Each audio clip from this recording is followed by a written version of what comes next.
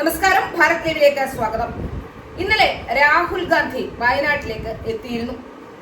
രാഹുൽ ഗാന്ധി വയനാട്ടിലേക്ക് എത്തുന്നതിന് രാഷ്ട്രീയ പ്രാധാന്യം ഏറെയാണ്. രാഹുൽ ഗാന്ധിയെ കഴിഞ്ഞ 2 തെരഞ്ഞെടുപ്പുകളിൽ അവരുടെ ജനപ്രതിനിധിയായി തെരഞ്ഞെടുത്ത മണ്ഡലമാണ് വയനാട്. അതുകൊണ്ട് തന്നെ രാഹുൽ ഗാന്ധി വയനാട്ടിലേക്ക് എത്തുമ്പോൾ വലിയ പ്രതീക്ഷയായിരുന്നു ജനങ്ങൾക്ക് ഉണ്ടായിരുന്നത്. എന്നാൽ കഴിഞ്ഞ 3 ദിവസമായി രാഹുൽ ഗാന്ധി വയനാട്ടിലേക്ക് എത്തിയതേയില്ല. ഒരു ഘട്ടത്തിൽ തന്റെ കുടുംബമാണ് വയനാടെന്ന് പ്രഖ്യാപിച്ച രാഹുൽ ഗാന്ധി പിന്നീട് രാഹുൽ ഗാന്ധിയുടെ സഹോദരിയെ വയനാട്ടിലേക്ക് മത്സരിക്കാൻ അയക്കുമെന്നും തന്റെ കുടുംബം പോലെയാണ് താൻ വയനാടിനെ കാണുന്നതെന്നും ഒക്കെയുള്ള വീരവാദങ്ങളായിരുന്നു പറഞ്ഞുകൊണ്ടിരുന്നത്. എന്നാൽ വയനാട്ടിലേക്ക് വരാൻ രാഹുൽ ഗാന്ധിക്ക് 3 ദിവസം എടുക്കേണ്ടി വന്നു. നേരത്തെയും കഴിഞ്ഞ തവണ ജനപ്രതിനിധിയായിരുന്നപ്പോഴും കാട്ടാനാക്രമണം നടന്നപ്പോഴടക്കം രാഹുൽ ഗാന്ധി വയനാട്ടിലേക്ക് തിരിഞ്ഞു നോക്കിയതേയില്ല.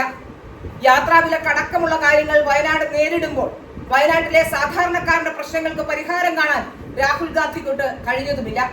എന്നിരുന്നാലും വയനാടിന്റെ ഒരു രാഷ്ട്രീയ കാലാവസ്ഥയും വയനാടിന്റെ ഒരു ഭൂപടവും ഒക്കെ വെച്ച് നോക്കിയാൽ വയനാട് എപ്പോഴും കോൺഗ്രസിനെ പിന്തുണയ്ക്കുന്ന മണ്ഡലം കൂടിയാണ്. ഏറ്റവും ഭംഗിയായി ഏറ്റവും നന്നായി ജയിക്കും എന്ന് ആത്മവിശ്വാസമുള്ള ഇന്ത്യയിലെ ഏക മണ്ഡലവും വയനാട് തന്നെയായിരുന്നു. അതുകൊണ്ട് തന്നെയാണ് അമേഠിയിൽ തോൽക്കുമെന്നുറപ്പായ രാഹുൽ ഗാന്ധി മറ്റെവിടെ നിന്നും വിജയിച്ചു കയറാൻ കഴിയില്ല എന്ന് കരുതിയിരുന്ന രാഹുൽ ഗാന്ധി പെട്ടെന്ന് വയനാട്ടിലേക്ക് വന്നത്. അങ്ങനെ വയനാടിന്റെ ജനപ്രതിനിധിയാവുകയും ചെയ്തു. വലിയ ഭൂരിപക്ഷത്തിൽ 4 ലക്ഷത്തിലേറെ വോട്ടിന്റെ ഭൂരിപക്ഷത്തിൽ ജയിച്ച രാഹുൽ ഗാന്ധി പിന്നീട് വയനാട്ടിലേക്ക് വരുന്നത് വല്ലപ്പോഴും ഏതെങ്കിലും തട്ടുകടയിൽ കയറി ചായ കുടിക്കാനും നാടൻ ഫുഡ് ആവശ്യമുള്ളപ്പോൾ കഴിക്കാൻ വേണ്ടി മാത്രമായി. എന്നാൽ ഇപ്പോഴും അതുതന്നെയാണ് വയനാടിന്റെ അവസ്ഥ. വയനാട്ടിലെ ജനങ്ങളുടെ കാര്യമായ ഒരു പ്രശ്നങ്ങളിലും അദ്ദേഹം ഇടപെട്ടില്ല. എങ്കിലും വയനാട്ടിലെ ജനങ്ങൾ വീണ്ടും രാഹുൽ ഗാന്ധിയെ തന്നെ തങ്ങളുടെ ജനപ്രതിനിധിയായി തെരഞ്ഞെടുക്കപ്പെട്ടു. രാഹുൽ ഗാന്ധിയെ വീണ്ടും ജനപ്രതിനിധിയായി തെരഞ്ഞെടുത്തപ്പോൾ മറ്റൊരു സുരക്ഷിത മണ്ഡലം കിട്ടിയ രാഹുൽ ഗാന്ധി അങ്ങോട്ടേക്ക് വയനാട് ഉപേക്ഷിച്ചു പോയി. പക്ഷെ വീരവാദം മുഴക്കാൻ മറന്നുമില്ല. തന്റെ കുടുംബമാണ് വയനാടെന്നും അതുകൊണ്ട് തന്നെ തന്റെ കുടുംബത്തിൽ നിന്നുള്ള തന്റെ സഹോദരിയെ വയനാട്ടിൽ മത്സരിപ്പിക്കും എന്നും ഒക്കെ പറഞ്ഞുകൊണ്ട് വലിയ വീരവാദങ്ങളാണ് ഉയർത്തിയത്. കേന്ദ്രമന്ത്രി ജോർജ് കുര്യൻ അടക്കം അവിടെ രക്ഷാപ്രവർത്തനങ്ങൾക്ക് നേതൃത്വം നൽകുമ്പോൾ കഴിഞ്ഞ 2-3 ദിവസമായി അവിടെ ജോർജ് കുര്യൻ ക്യാമ്പ് ചെയ്തുകൊണ്ട് തന്നെ രക്ഷാപ്രവർത്തനങ്ങളും മറ്റും നടത്തുമ്പോഴടക്കമാണ് രാഹുൽ ഗാന്ധിക്ക് മാത്രം വയനാട്ടിലേക്ക് വരാൻ ബുദ്ധിമുട്ട് അനുഭവപ്പെട്ടത്. രാഹുൽ ഗാന്ധിക്കും സഹോദരിക്കുമൊക്കെ സുരക്ഷാ കാരണങ്ങളാൽ അവിടെ ഇറങ്ങാൻ കഴിയുന്നില്ല എന്നായിരുന്നു വാദം.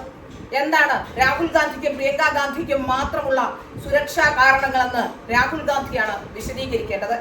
ഏതായാലും വയനാട്ടിലെ ജനങ്ങളെ ഒരിക്കൽ കൂടി വിഡ്ഢിയാക്കാനുള്ള ശ്രമമാണ് അടുത്ത തെരഞ്ഞെടുപ്പിലും ഉണ്ടാവുക എന്ന കാര്യത്തിൽ യാതൊരു സംശയവുമില്ല.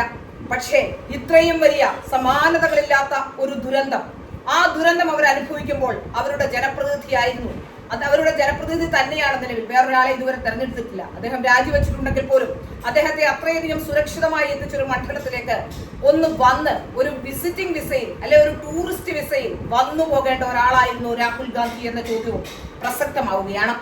എന്താണ് രാഹുൽ ഗാന്ധി വയനാടിന് വേണ്ടി ഇത്രയും ദിവസമായി ചെയ്തത് എന്ന ചോദ്യവും പ്രസക്തമാകുന്നു.